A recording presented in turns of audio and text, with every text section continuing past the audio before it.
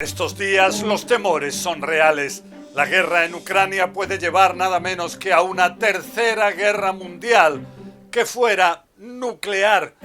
En Moscú ya no descartan la posibilidad de utilizar estos horrendos ingenios atómicos, inclusive sin ser antes atacados con ellos. La situación en el interior de Ucrania, el hecho de que el ejército ruso tiene cada vez más dificultades en el campo de batalla, hace que muchos analistas piensen que no habría que descartar la posibilidad de que al final Vladimir Putin decidiera utilizar también armas no convencionales, químicas, biológicas e inclusive nucleares. El objetivo sería, dicen, no parecer nunca como perdedor, algo que podría dañar seriamente la seguridad de su país, el poder disuasivo de Rusia. Entonces nos encontramos en una nueva realidad. President Putin's invasion is brutal. La invasión del presidente Putin es brutal y es horrible y doloroso presenciar el sufrimiento humano. Estamos decididos a hacer todo lo posible para apoyar a Ucrania, pero tenemos la responsabilidad de garantizar que la guerra no se intensifique más allá de Ucrania y que se convierta en un conflicto entre la OTAN y Rusia. Esto causaría aún más muerte y aún más destrucción. Saludos. Les habla José Levi en un nuevo podcast de CNN, Desafíos Globales. Hay que recordar, en la historia fue al final de la Segunda Guerra Mundial, la única vez en la cual se utilizaron en condiciones reales de combate dos bombas atómicas, en Hiroshima y en Nagasaki. Desde entonces, inclusive durante la Guerra Fría, ningún país, ni Rusia, entonces la Unión Soviética, ni Estados Unidos, se atrevieron a utilizar tales ingenios. También ya se habían desarrollado bombas especialmente horrendas, con un potencial a veces cientos de veces, si no miles de veces más potentes que las bombas utilizadas en Hiroshima y en Nagasaki. El temor era demasiado grande que algo así pudiera llevar realmente al fin del mundo. La cosa más importante que podemos hacer desde afuera es mantener nuestras democracias unidas y nuestra oposición y esfuerzos para combatir la devastación que está ocurriendo a manos de un hombre quien, francamente, creo es un criminal de guerra y pienso que la ley lo definirá como tal. Pero ¿qué es lo que pasa? Ahora tenemos un nuevo componente que hay que tener muy en cuenta, que son las bombas nucleares tácticas, que no son más potentes, sino justo lo contrario, mucho menos potentes.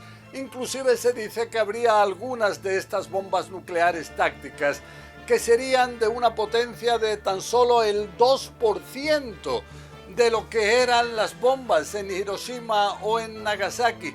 Y entonces, ¿qué es lo que pasa? Que algo así lleva a una paradoja, que si antes no se atrevieron nunca a utilizar esas bombas tan potentes, tan devastadoras, ahora con bombas mucho menos potentes, quizá en determinadas circunstancias, puede haber líderes que decidan usarla. Y esto crea un verdadero desafío. O sea, se rompería un tabú que hasta ahora era prácticamente sagrado en las relaciones internacionales, quizá con más facilidad. El presidente Putin tiene la intención de hacer que el mundo escuche y comprenda nuestras preocupaciones. Bueno, tenemos un concepto de seguridad nacional y es público. Puede consultar todas las razones para usar armas nucleares. Entonces, si es una amenaza existencial para nuestro país, entonces puede usarse de acuerdo con nuestro concepto. Vemos, por ejemplo, lo que ha dicho estos días Dmitry Peskov, el vocero de Vladimir Putin, quien aseguró que podrían utilizarse bombas atómicas si hubiera una amenaza existencial contra su país. También el embajador adjunto de Rusia en las Naciones Unidas, Dmitry Polyansky, aseguraba a Sky TV no entender por qué su país no podía utilizar bombas atómicas si estuviera amenazado o si estuviera atacado por la OTAN. Vimos también en el pasado mes de febrero cómo Vladimir Putin puso en estado de alerta a sus unidades disuasivas, también entre ellas nucleares. Incluso en el mes de marzo vimos cómo el ejército ruso bombardeó en el interior de Ucrania la zona de los reactores atómicos en Zaporizhia. Esto, aunque esos 6 reactores atómicos, si hubiesen explotado, podrían haber llevado a un desastre nuclear sin precedentes. Inclusive lo que dijo Volodymyr Zelensky, el presidente ucraniano, es que habría llevado a la evacuación de Europa. Estamos perdiendo gente a diario, gente inocente sobre el terreno. Las fuerzas rusas han venido a exterminarnos, a matarnos, y hemos demostrado la dignidad de nuestro pueblo y nuestro ejército, que somos capaces de asestar un golpe poderoso, que somos capaces de devolver el golpe, pero desafortunadamente, nuestra dignidad no va a preservar vidas, por lo que creo que tenemos que usar cualquier formato, cualquier oportunidad, para tener la posibilidad de negociar, la posibilidad de hablar con Putin. Pero si esos intentos fallan, eso significaría que esto es una tercera guerra mundial. Todo esto en una realidad en la cual vemos cómo en el interior de Ucrania el ejército ruso tiene enormes dificultades en la lucha convencional. Se habla de falta de coordinación sobre el terreno de las distintas unidades, también de dificultades de abastecimiento logístico, difíciles de solucionar y que están llevando a que en determinadas zonas el ejército ruso tenga que batirse en retirada.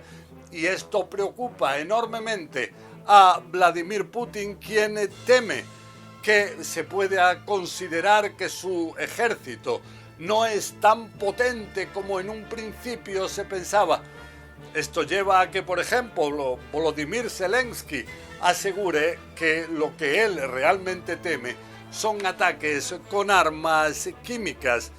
Pero está la posibilidad todavía de que se utilicen armas nucleares tácticas, inclusive que como primer bombardeo pudiera ser atacada alguna zona totalmente desierta como advertencia. Pero situaciones así pueden deteriorarse rápidamente y este es un temor real ahora. Vemos, eso sí, que para impedir algo así, inclusive el propio Vladimir Putin llegó a asegurar hace unas semanas que en una guerra nuclear únicamente habría perdedores. Ojalá que eso sea realmente al final lo que se imponga. Bueno, hasta aquí este podcast. Les habló José Levi. La semana que viene seguiremos con más desafíos globales que esperemos que esta vez sean más optimistas. Es el futuro el que está en juego.